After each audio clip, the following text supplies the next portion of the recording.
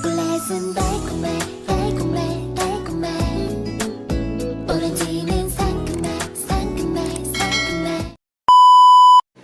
Good morning mga sis! For today's vlog, magluluto nga tayo ng pork stick. At ito na ang mga sangkap. Toyo, soka, paminta, bawang, sibuyas, kalamansi, magic sarap, at syempre ang laman ng baboy. So ang una natin dito guys ay hiwa-hiwain natin ng maninipis ang laman ng baboy. Ayan. Parang ganyan lang, chareng. So, ayun, hiwa-hiwain lang natin siya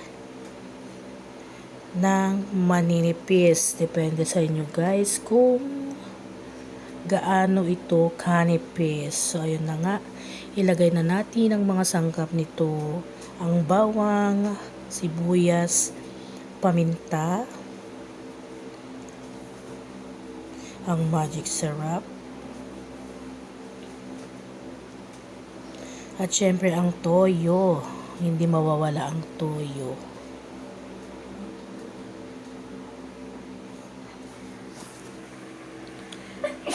Ang kalamansi.